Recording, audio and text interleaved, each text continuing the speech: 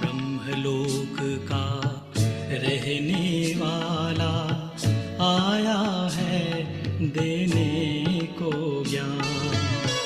ब्रह्मलोक का रहने वाला आया है देने को ज्ञान। वो था ब्रह्मा के तन में, वो था ब्रह्मा के तन में, किसी किसी ने लिया पहचान। ब्रह्मलोक का रहने वाला आया है देने को ज्ञान।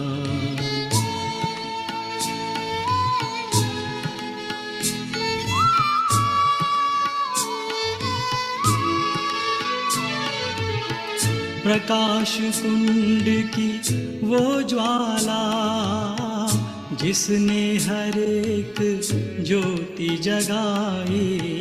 प्रकाश कुंड की वो ज्वाला जिसने हर एक ज्योति जगाई।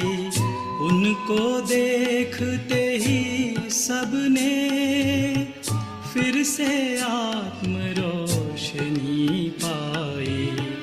उसकी वाणी सुन के बन गए,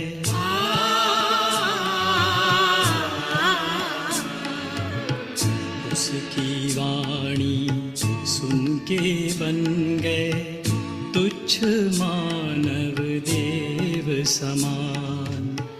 वो था ब्रह्मा के तन में, वो था ब्रह्मा के तन में, किसी किसी ने लिया पहचान। ब्रह्मलोक का रहने वाला आया है देने को ज्ञान।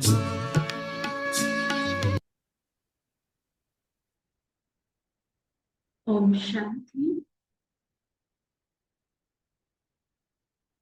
दो युगों से जिसे हम पुकारते रहे, संगम युग पर जब ब्रह्मलोक निवासी वो प्यारा बाबा इस संसार में अवतरित होते हैं, तो सचमुच हमारी उन दो युगों की भक्ति का फल हम सभी को देते हैं। 2500 वर्ष से, 25 सदियों से हमने जिसको पुकारने के लिए, जिसको पाने के लिए अनेकों कष्ट उठाए, तकलीफें उठाई।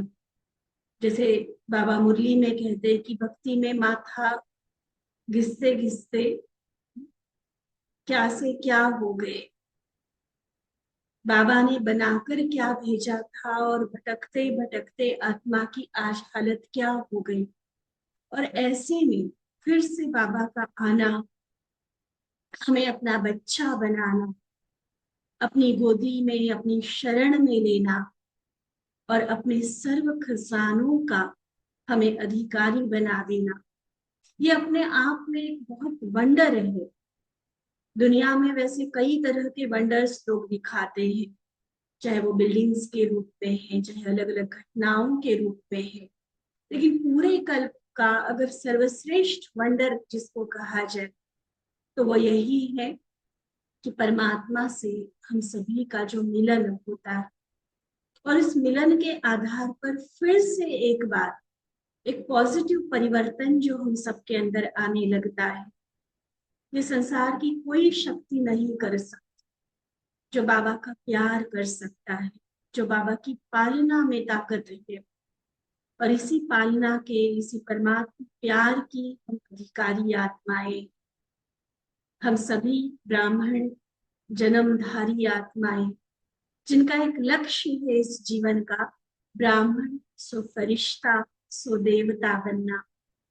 फरिश्ता जिसे डबल लाइट दिखाया गया है, और ऐसा नहीं कि सिर्फ अंत में जाकर हम फरिश्ता बनेंगे, वो फरिश्ता स्थिति का अनुभव अभी भी हमें चलते फिरते कर्म करते अनेकानेक बड़े से बड़ी जिम्मेवारी निभाते हुए भी होना चाहिए। और वो अनुभव कराने के लिए दो विशेष युक्तियां बाबा ने आज हमें बताई। एक है बाबा की मोहब्बत, परमात्मा प्यार में लवलीन अवस्था जो है, ये हमें लाइट रहने में मदद करती है। क्योंकि जो परमात्मा प्यार में समाया हुआ है, उसके लिए जिम्मेवार तो बाबा है, तो उसको किसी तरह का टेंशन बोझ लेने की आवश्यकता है। और दूसरा, करन करावन हार बाप करवा रहा है। हम सिर्फ ट्रस्टी हैं, हम निमित्त है, जिम्मेवार बाबा है। उसने हमें ये सौभाग्य दिया कि हम कुछ अपना तन मन धन अपनी कोई योग्यता लगाकर इस कार्य को हम आगे बढ़ाए। नहीं तो करण करावन हार, कराने वाला वो करा रहा है और सिर्फ हम करणहार बनकर किए जा रहे हैं। इसलिए किसी तरह का बोझ नहीं, कोई चिंता नहीं, कोई टेंशन नहीं, एकदम निश्चिंत हल्के फुल्के होकर डबल लाइट अवस्था का अनुभव हम सभी कर सकते हैं। इन्हीं बातों को बाबा ने बहुत ही मधुर शब्दों में अपनी शक्तिशाली वाणी के द्वारा हम सबके समक्ष रखा है। तो चले बाबा के सम्मुख अपने आप को अनुभव करते हुए बाबा की इस मीठी मुरली का आनंद लेंगे। 23 दिसंबर 1983 की बाबा की ये मुरली, जिसका सार है डबल लाइट की स्थिति से मेहनत समाप्त। डबल लाइट की स्थिति से मेहनत समाप्त।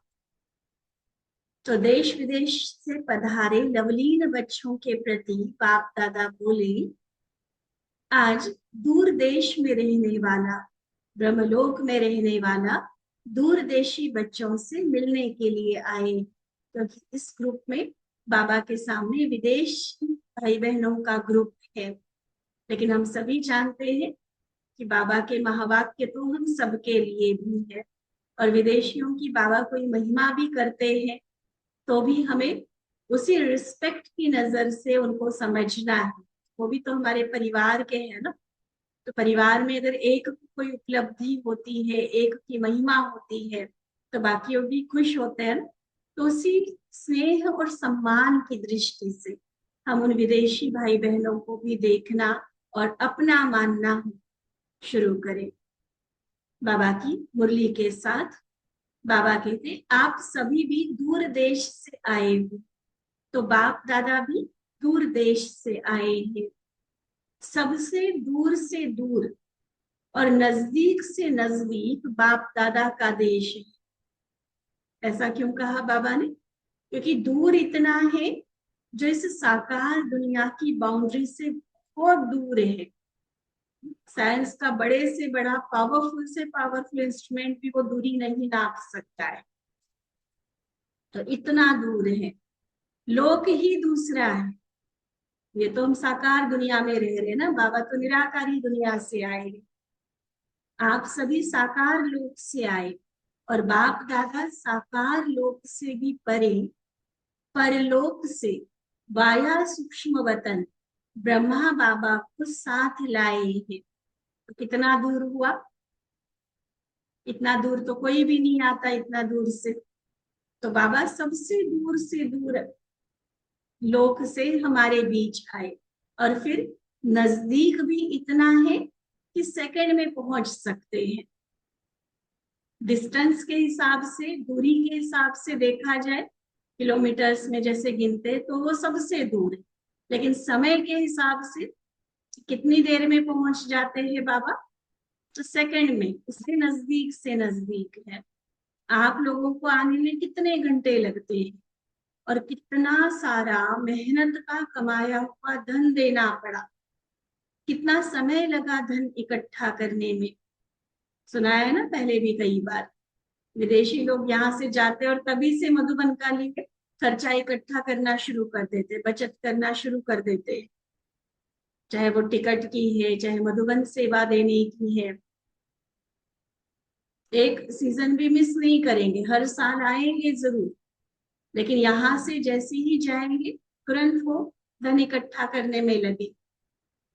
तो वो समय भी गिनती करो, फिर प्रैक्टिकली जब वहां से निकलते हैं यहाँ पहुंचते हैं तो वो समय भी, कितना समय कितना धन लगा। और बाबा के वतन से आने और जाने में कोई खर्चा भी नहीं लगता, सिर्फ स्नेह की पूंजी, इसके द्वारा सेकंड में पहुंच जाते हैं। कोई मेहनत नहीं लगती है ना।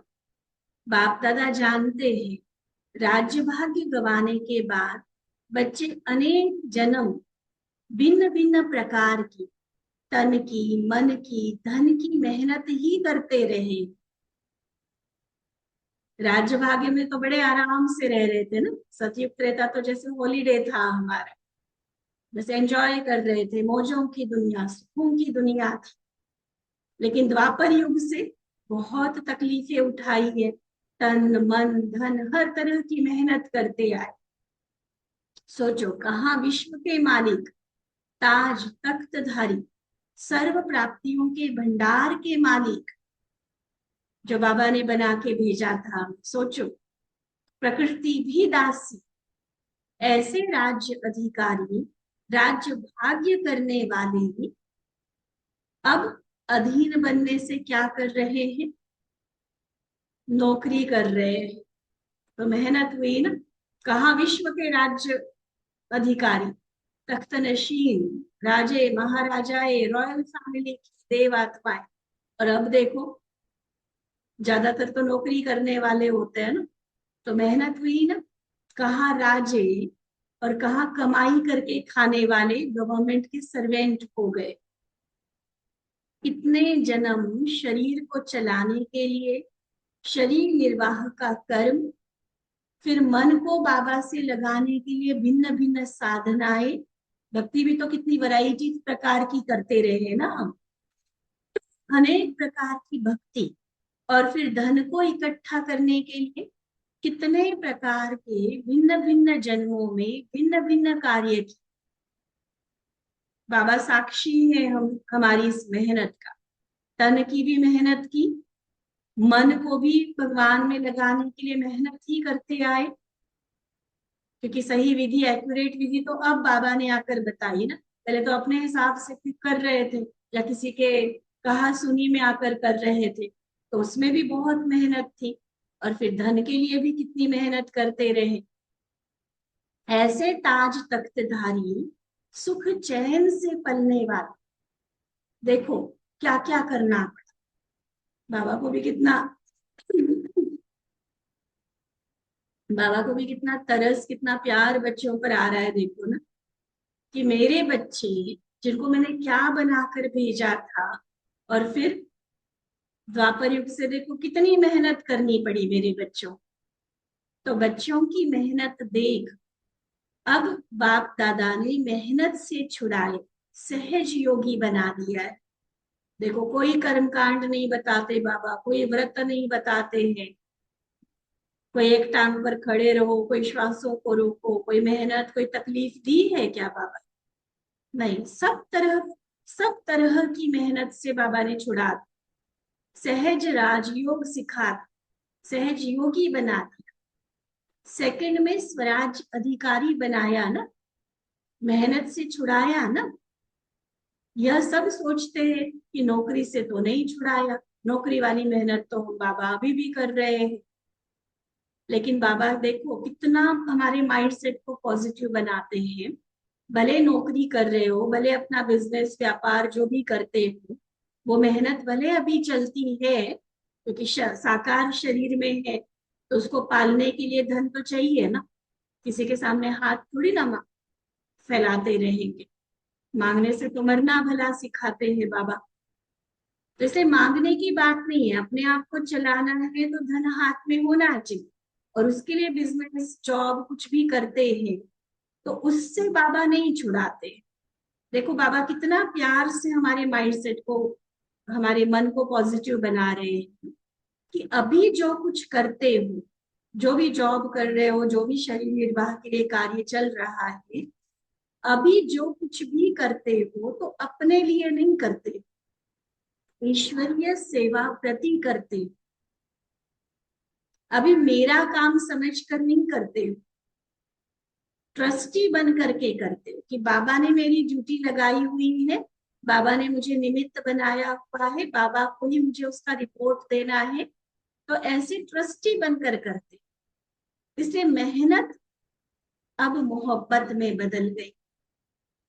बाबा की मोहब्बत में, सेवा की मोहब्बत में, मिलन मनाने की मोहब्बत में मेहनत नहीं लगती।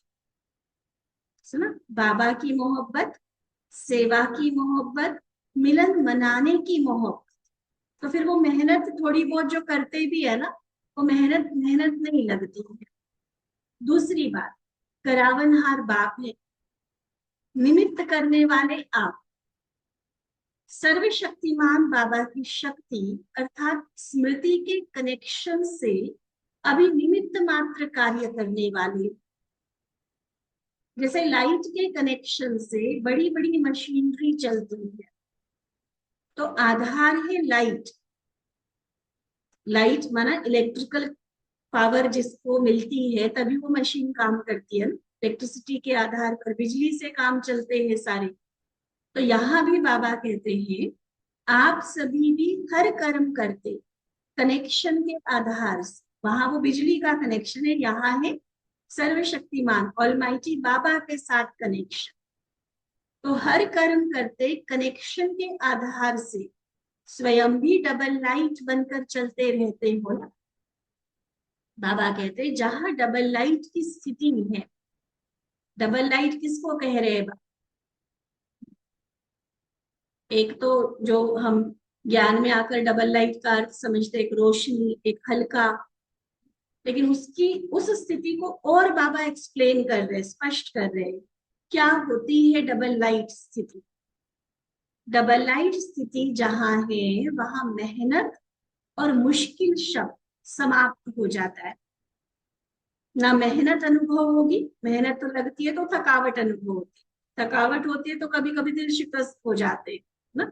ये सारा एक निगेटिव स्पाइरल होता है किसी भी बात का। तो बाबा ने तो मेहनत शब्द ही खत्म कर दिया। किस लिए कर रहे हैं? सेवा के लिए कर रहे हैं। किस लिए कर रहे हैं? बाबा की मोहब्बत में कर रहे हैं, बाबा के साथ मिलन मनाते हुए, खेल कर रहे हैं जैसे। ठीक है, तो डबल लाइट की स्थिति है, वहां मेहनत खत्म। और मुश्किल क्यों लगेगा? जब सर्वशक्तिमान बाप मेरा साथी है, उसने मुझे निमित्त बनाकर उसके साथ कनेक्शन जोड़कर उसकी पावर को यूज करके हम काम कर रहे हैं, तो मुश्किल भी कुछ हो ही नहीं सकता। तो नौकरी से भले नहीं छुड़ाया, लेकिन मेहनत से तो छुड़ाया ना। भावना और भाव बदल गया ना। पहले नौकरी समझते थे, काम समझते थे तो भारी होते थे, अब क्या समझेंगे? सेवा है, बाबा ने खेल दिया हुआ है। जहां भी जाते हैं, जो भी कार्य करते, सेवा अर्थ है।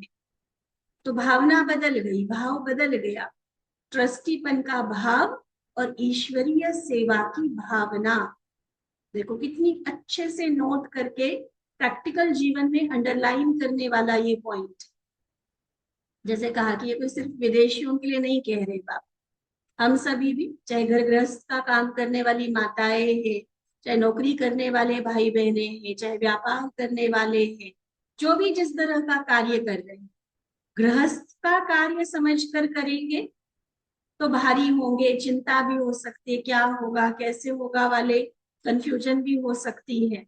लेकिन सेवा है, दो तरह की चीजें बाबा ने बताई, एक ट्रस्टीपन का भाव और दूसरा ईश्वरीय सेवा की भावना। तो भाव और भावना बदल गया ना।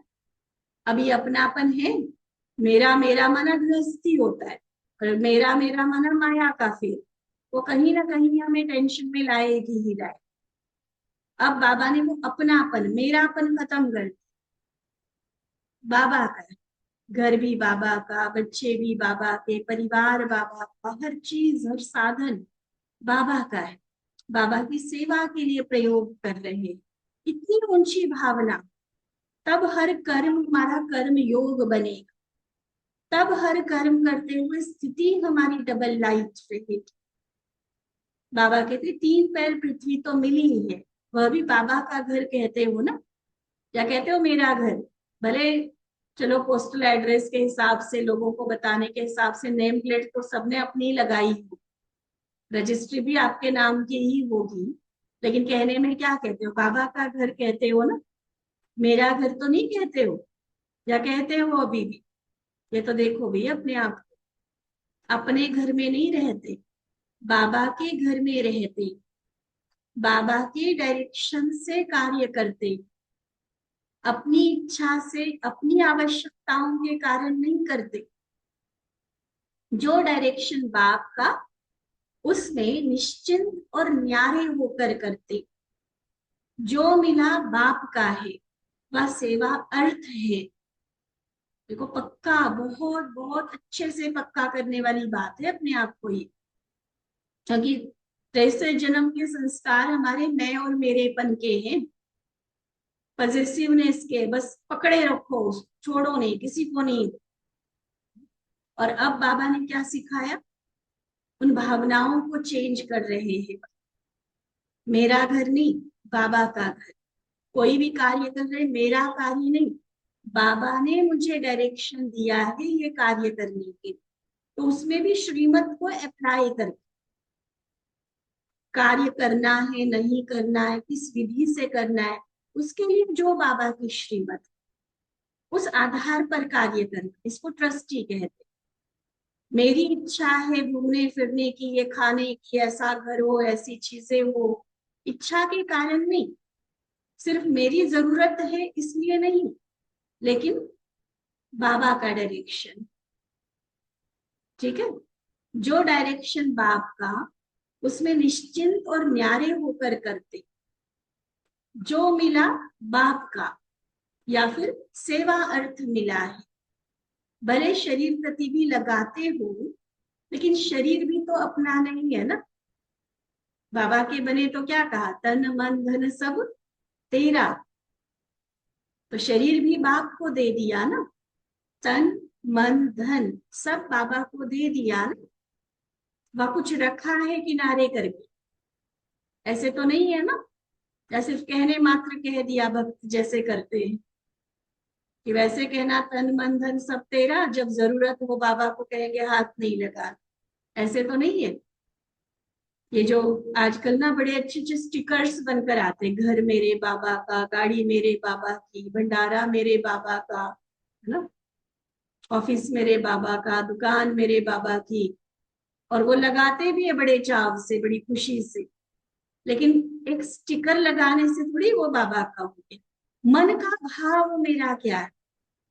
क्या सच में जब उस चीज की, उस साधन की, चाहे आपके तन की, चाहे धन की जरूरत ईश्वरीय सेवा के लिए, तब क्या वो काम आ रहा है? कई बार हम ये बात क्लास में भी कहते हैं, आपस में चर्चा चलती है, कि जैसे मान लो फॉर एग्जांपल, कार जब भी किसी के घर में आते, टू व्हीलर फोर व्हीलर जो भी लेकर आते, तो सबको ये रहता है नहीं सबसे पहले बाबा के घर में जा। कई तो शोरूम से सीधा लौकिक घर के बदले बाबा के घर, माना सेंटर पर पहले ले आते, बहन जी स्टिकर लगा लो, बाबा का किचन देते हैं, अंदर का भी वो लगा देते हैं, ये बाबा की गाड़ी है, बाबा की गाड़ी है ना। लेकिन जब कभी ईश्वरीय सेवा के लिए बहनों को कहीं आने जाने के लिए गाड़ी की जरूरत है, तब क्या वो गाड़ी अवेलेबल रहती है? रहती है? या सिर्फ बाबा का स्टिकर इसलिए लगाया कि अब हम निश्चिंत हो गए कि अब बाबा गाड़ी में बैठ गया, अब इस गाड़ी को या गाड़ी में सफर करने वाले जो हम हैं, हमें कोई कुछ नुकसान नहीं। ये भी भावना ठीक है, क्योंकि बाबा सबसे बड़ा रक्षक, बाबा की याद रहेगी स्टिकर को देख के, अंदर जो कार स्टैंड होता है उसको देख के, तो एक पॉजिटिव वाइब्स रहते, बाबा का साथ अनुभव होता है, ये तो है। लेकिन जब सेवा की बात आती, तब मेरापन रहता है, या सच में सेवा अर्थ समझते? अपना जो लौकिक कारोबार है उसको हम पहले रखते हैं, या बाबा की सेवा को पहले रखते? क्या होता है? मान लो एक ही साथ दो कार्य आ गए, एक बाबा के घर का कार्य, एक लौकिक कार्य, हमारा डिसीजन क्या होता है? दोनों तरफ गाड़ी की जरूरत है, कहाँ का डिसीजन होता है हमारा? बहनों को तो क्लियरली मना कर देते कि नहीं बहन जी हमने कहीं और जाना, और बहुत आराम से, मतलब ऐसा कोई वो भी नहीं होता कि हाँ कुछ गलत हो जाएगा या कुछ ऐसा, बड़े आराम से कि नहीं ये वाला है। तब हमें ये नहीं याद आता कि हमने बाबा को तो कहा था कि ये गाड़ी बाबा आपकी है, तब नहीं याद आता। और ये सिर्फ गाड़ी की बात नहीं है, ऐसे अपने खुद के तन के लिए देखो, चलो गाड़ी के लिए तो कई बार ये होता है कि बच्चों की भी जरूरत होती है, घर और बाकी घर वालों को भी देखना होता है ना। अपने तन की बात करो, अपने समय की हम बात करें, ज्यादा इंक्लिनेशन, ज्यादा झुकाव हमारा कहाँ है कहने को, ये बोलना कि तन मन धन समय संकल्प श्वास सब बाबा आप, मैं बाबा का बाबा मेरा। लेकिन सच में ईश्वरीय सेवा में लगाने के लिए क्या उतना हम अवेलेबल रहते हैं? क्या उतना हमारे मन में ये संकल्प रहता है कि पहले बाबा की सेवा और उसके बाद लौकिक कार्य? नहीं समझते, क्योंकि हमें ऐसा लगता है कि कोई बात नहीं, हम मना कर देंगे तो बहन जी किसी और को बोल देंगे, और बिल्कुल ऐसा ही होता है, बहन जी किसी और को बोल देंगे, लेकिन भाग्य किसका बने? यहाँ दो बातें आती, एक तो मैंने जो तन मन धन तेरा कहने का जो वादा किया था, हम उस वायदे से मुकर गए, और दूसरा जो भाग्य बनना था उस सेवा में आके वो कार्य करके, उस भाग्य से भी हम वंचित हो गए। चलो फिर भी कई बार बहनें ज्यादा फोर्सफुली नहीं कहती, पूछा जाए आप चल सकते हो, आप ये कार्य कर सकते हो, आप आकर यहाँ पर ये ड्यूटी ले सकते हो, पूछा जाए। हर एक की योग्यता, हर एक का समय, हर एक की जो भी विशेषता है उसको देखते हो, लेकिन उसमें भी सच में हम खुद का देखें, परसेंटेज निकालें कि मेरी हाँ वाली परसेंटेज ज्यादा होती है, ना वाली परसेंटेज ज्यादा होती है। और खासकर उस टाइम चेक करो जब दोनों काम इकट्ठे आते तब। हाँ वहां से फ्री हो इसलिए यहाँ पर आ गए सेवा की, वो तो ठीक है, सेवा के नंबर ले लिए, लेकिन वो तो टाइम पास वाला हो गया ना कि टाइम था इसलिए कर। लेकिन दो काम इकट्ठे हैं और तब मेरा हमेशा चॉइस क्या हो, वो परसेंटेज हम निकाल। ट्रस्टी बनना इतना भी आसान नहीं है। भले ट्रस्टी है कहने में, वही शुरू से बात यही आ रही है, कहना एक बात है कि तन मन धन सब तेरा, लेकिन सच में ईश्वरीय सेवा में लगाने के लिए वहां मेरापन आता है। या फिर हम लगाते हैं, लगाने के बाद कई बार अहम जागता है कि मैंने इतना किया, मैंने इतना धन दिया, मैंने सेंटर बना के दे दिया, मैं हमेशा बहनों को इस कार्य में इस तरह का सहयोग करती हुआ करता हूँ। जब है ही बाबा, तन भी मन भी धन भी समय श्वास सब बाबा, और वही बाबा के ही कार्य में लगाए, तो उसमें कौन सी बड़ाई की बात? जैसे कहते ना कि एक बार एक व्यक्ति किसी के घर गया, अब हुआ क्या कि वो कुछ उसके लिए गिफ्ट ले जाना भूल गया, तो जब तक वो वेट कर रहा था कि वो व्यक्ति आएगा मिलेगा, ड्राइंग रूम में बैठा था, तो वहीं एक बहुत सुंदर पेंटिंग लगी हुई थी। उसने उस पेंटिंग को उतारा, और जब वो व्यक्ति जिसको वो मिलने के लिए आया था उसको पेंटिंग गिफ्ट देने लग गया। अब क्या वो सच में गिफ्ट कहलाएगी? उसी के घर से पेंटिंग उतार कर उसी को दे रहा है, तो क्या वो गिफ्ट होगी? नहीं होगी ना। हमें हंसी आएगी उस व्यक्ति पर कि देखो क्या कर रहा है, लेकिन हम भी तो यही करते हैं। बाबा का ही दिया हुआ, बाबा की ही सेवा में लगाना है, या तो उसमें हम कतराते हैं, या लगाते हैं तो अहम भाव में आते हैं, अभिमान में आते हैं। तो दोनों ही तो बातें ठीक नहीं है ना। दोनों में ही हम कहेंगे ट्रस्टी बनने में हम फेल हो गए। ट्रस्टी माना तेरा तुझको अर्पण, दिया ही बाबा ने सेवा के प्रति, भले शरीर के प्रति लगाते हो, बाबा ने बोली ये बात, भले शरीर के प्रति लगाते हो लेकिन फिर भी परसेंटेज निकाले, कहाँ ज्यादा झुकाव है, ये बहुत बहुत सूक्ष्मता से खुद को चेक करने वाली बात। ये बाहर से कोई किसी को सर्टिफिकेट नहीं देगा। ऐसा भी नहीं कि हम यहाँ बैठ के आपको बोले कि आप तो हर बार हमें मना करते हो तो आप ट्रस्टी नहीं हो। ऐसा नहीं है। जो कार्य आपका जरूरी है, जेन्युइन रीजंस होते हैं, वो हम यहाँ बैठ के जज नहीं कर सकते, लेकिन खुद तो खुद को जज कर सकते हैं ना। बहरे तो बहुत हल्के भाव से रहते, कोई ना कहता है तो हम बुरा नहीं मानते, उसके प्रति भी उतना ही प्यार, शुभ भावनाएं और जो भी हमें उनकी अलौकिक पालना करनी है उसको हम कंटिन्यू रखते हैं। किसी के ना कहने से नाराज होने वाली बात नहीं रहती है, या किसी को हम एक ओपिनियन बना ले कि ये बंदा तो ट्रस्टी नहीं है, अपने में फंसा हुआ है, ऐसा भी नहीं है। ये अधिकार भगवान ने हमें नहीं दिया हुआ है और हम वो ले भी नहीं सकते, क्योंकि हर एक की क्या मजबूरी है, क्या परिस्थिति है, हर कोई खुद खुद को अच्छे से जाने। लेकिन हम जज नहीं करेंगे, ये बात जितनी ठीक है उतना ही ये भी जरूरी है कि अपने आप को खुद हम दें, कि जब भी हम हाँ या ना कर रहे हैं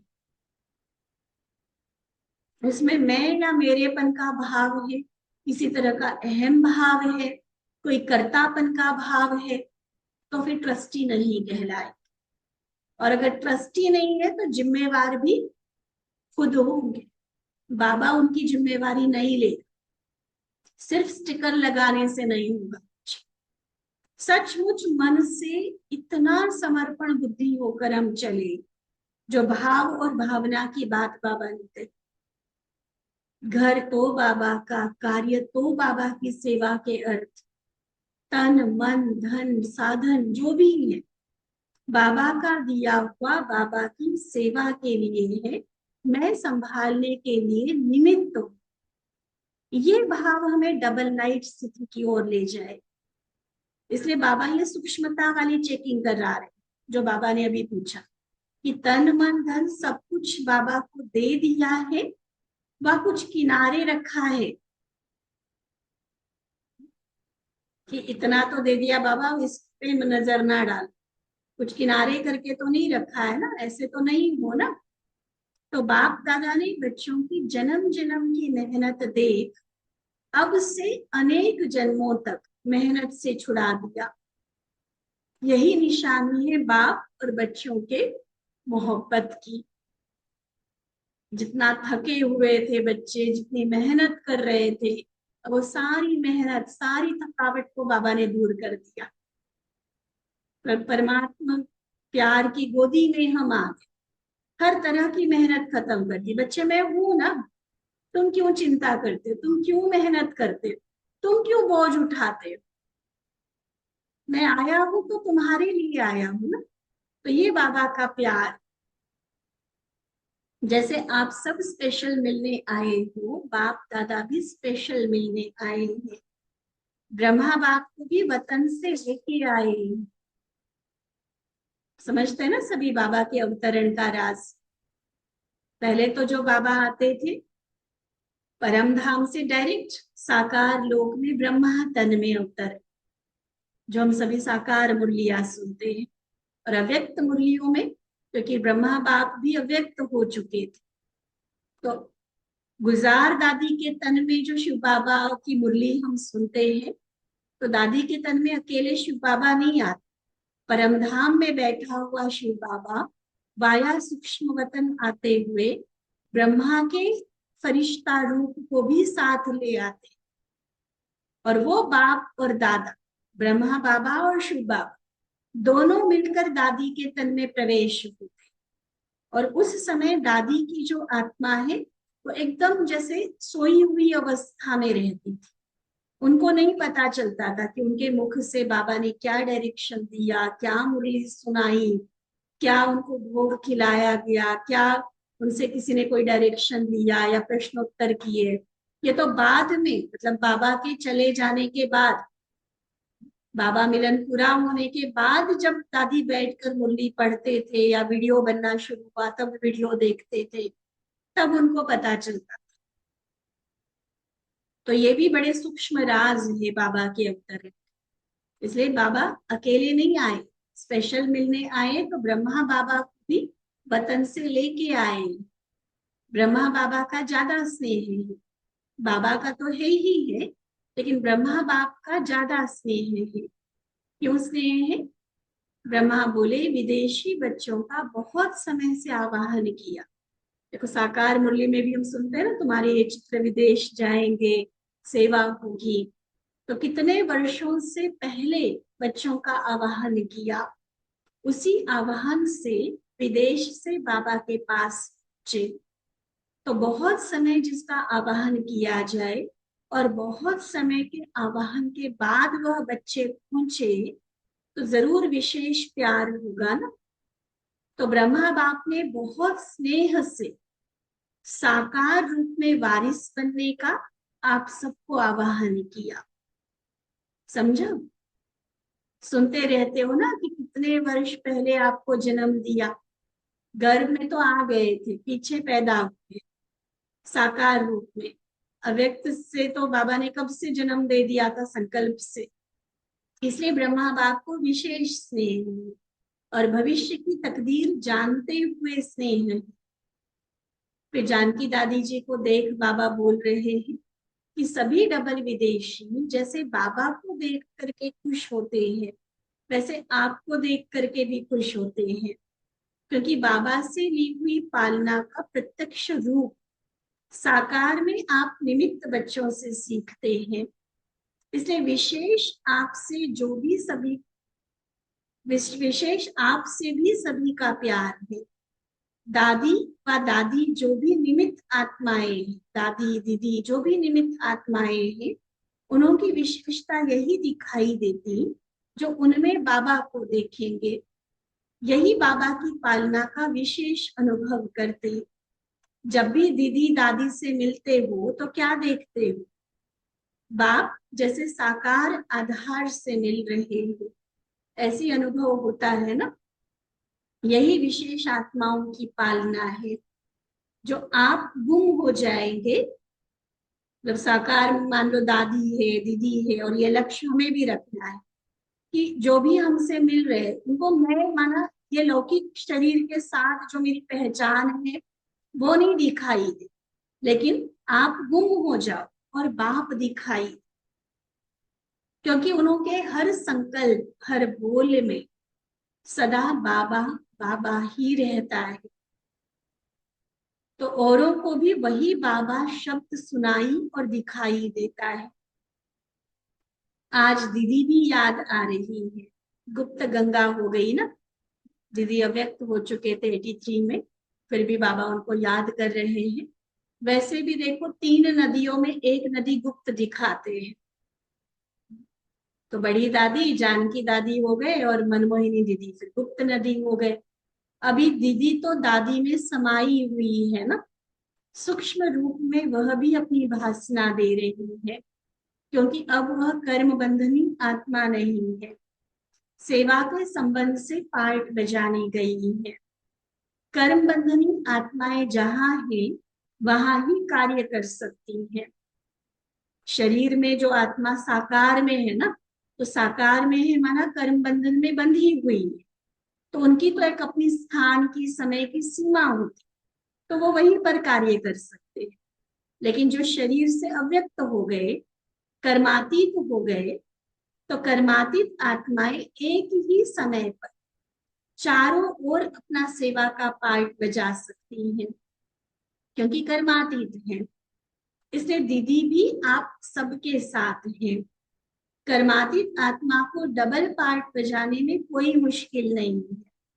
स्पीड बहुत तीव्र होती है, वही है ना कि शरीर के बंधन से आत्मा मुक्त है, तो बहुत फास्ट स्पीड से वो सेवा कर सकती है, सेकंड में जहां चाहे वहां पहुंच सकती है।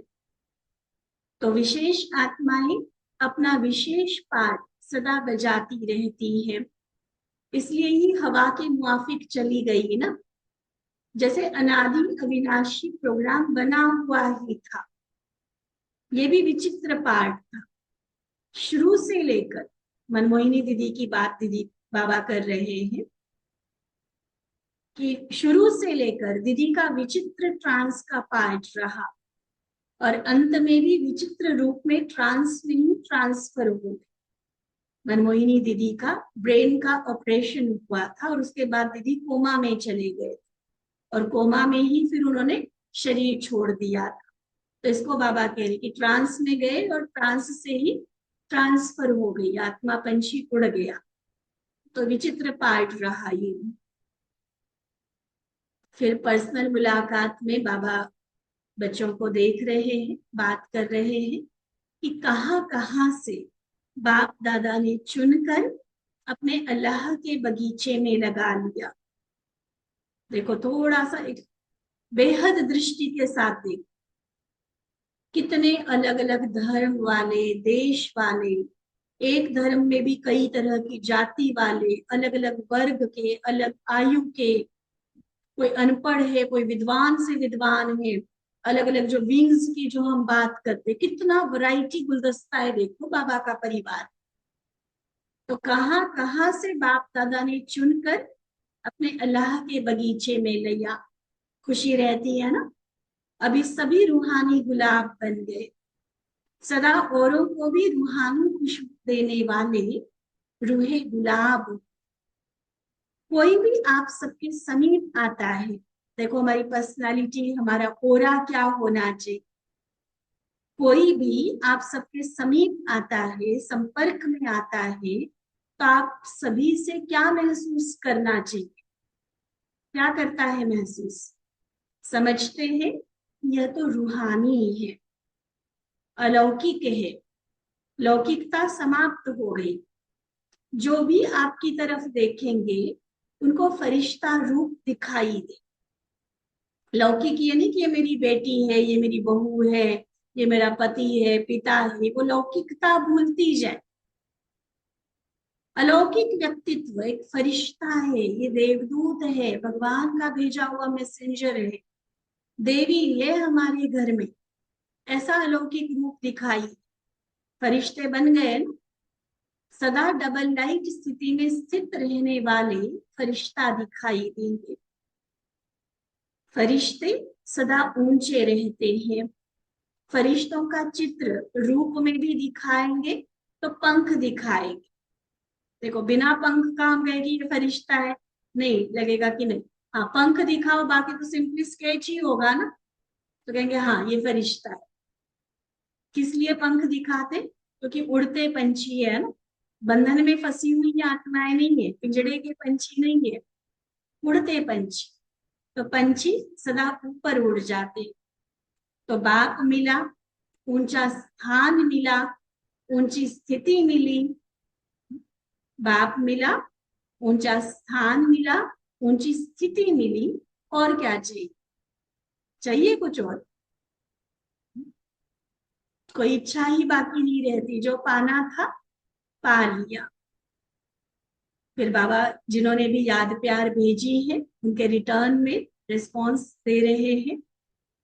सबकी दिल के प्यार भरे याद प्यार पत्र तथा याद मिली। बच्चे मीठी मीठी रूरिहान भी करते, तो कभी कभी मीठे मीठे उल्हने भी देते हैं। कब बुलाएंगे, क्यों नहीं हमको मदद करते, जो हम पहुंच जाते। ऐसे उल्हने भी बाबा को प्रिय लगते हैं। नेचुरली जो आए हैं वो तो सामने बैठे हैं, लेकिन वो पत्र जो लाए होंगे किनके लाए होंगे, जो नहीं पहुंच पाए किसी कारण से। तो पत्रों में भी उन्होंने अपनी मीठी मीठी उल्हने के रूप में बातें लिखी कि हमें क्यों नहीं बुलाया। क्योंकि बाबा को नहीं कहेंगे तो किसको कहेंगे ना। अधिकार भी तो बाबा के ऊपर है। इसलिए बाप दादा को बच्चों का लाड़ प्यार अच्छा लगता है, इसलिए बाबा के प्यारे हैं। और सदा बाबा के प्यारे होने के कारण रिटर्न में, जैसे पत्र में सबने याद प्यार भेजा है, तो रिटर्न में बाप द्वारा स्नेह और सहयोग मिलता है। ये बाबा की प्यार का सबूत है। जो कैसे कितने बड़े बड़े कठिन मुश्किल कार्य भी आसान हो जाते हैं, कितनी बड़ी बड़ी मुसीबतों से पार हो जाते हैं। सेवा है, कोई कार्य है, किसी तरह की समस्या है, जैसे खेल का रूप बन जाता है। ये बाबा की मदद से पॉसिबल होता है। ठीक है। अच्छा, सभी देश विदेश के चात्रक बच्चों को, कल्प के सिकिलधे बच्चों, सदा बाबा के स्नेह में लवलीन रहने वाली लवलीन आत्माओं को बाप दादा का याद, प्यार और नमस्ते।